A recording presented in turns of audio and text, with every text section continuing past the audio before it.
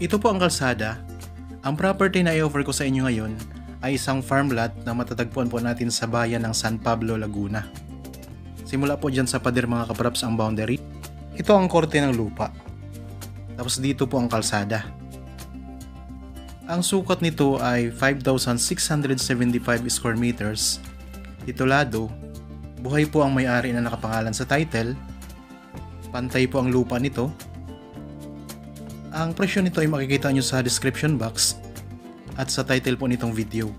Flat ang lupa, 100% ay pantay na pantay. Sa bandang likuran ng property, meron tayong mga mountain views. Magagandang tanawin, kita po ang mga bundok mga kapraps. Tapos sa ngayon po may mga tanim ito na mga puno ng niyog, saging, dalanghita, may mga puno ng langka. Tapos sa ngayon may mga tanim din ito na pinya.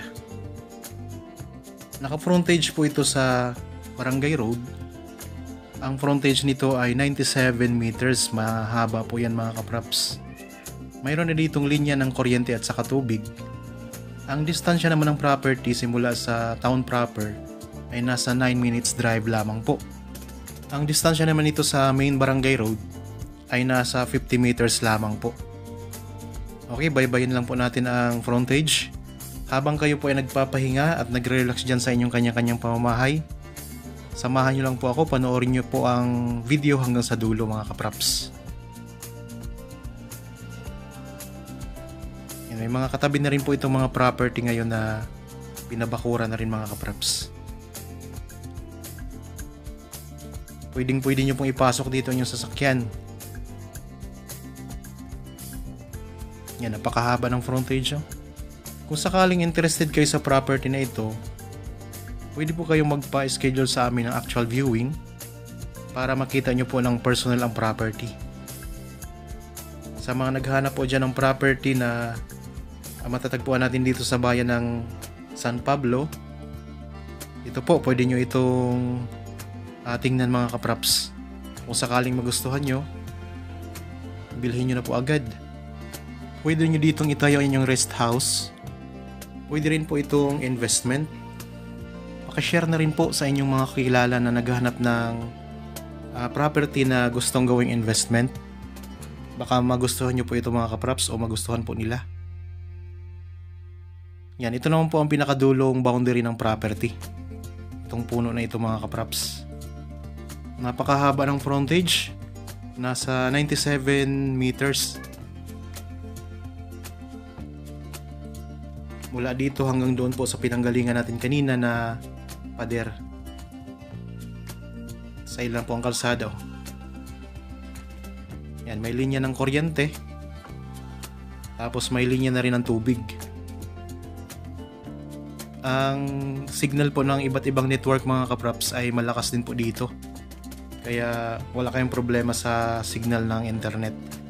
May maaliwalas na klima. Tahimik ang lugar.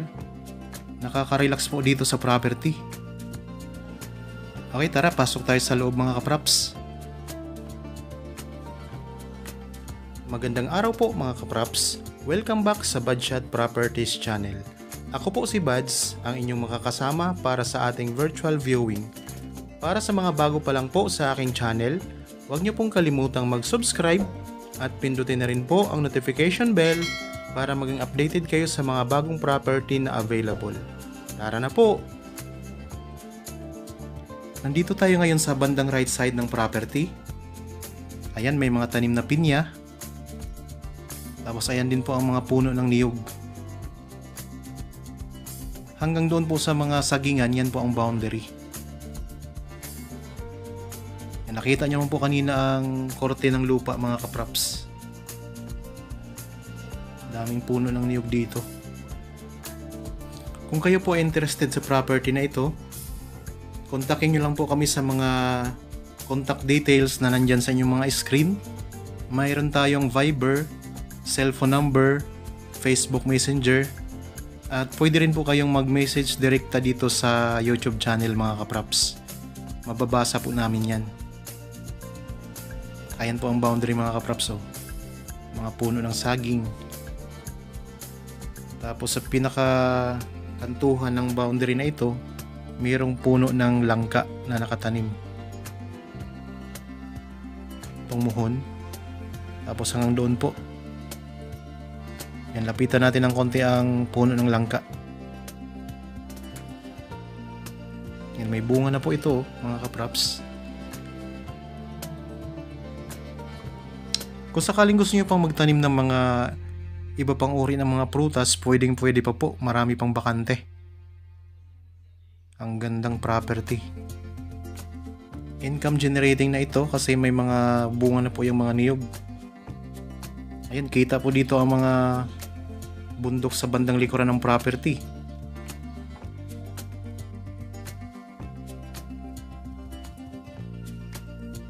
Napakalinis din po ng property na ito. Kunti na lang po ang makikita nating mga damo. Alaga po ito mga kapraps. Meron na rin itong bakod sa magkabilang gilid ng property na barbed wire. Kaya kung sakaling gusto nyong bakuran mga kapraps, ang harapan na lamang po at sa kalikuran ang gagastusan ninyo.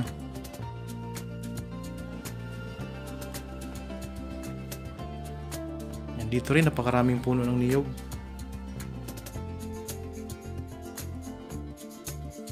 Ikot ko lang po ang camera.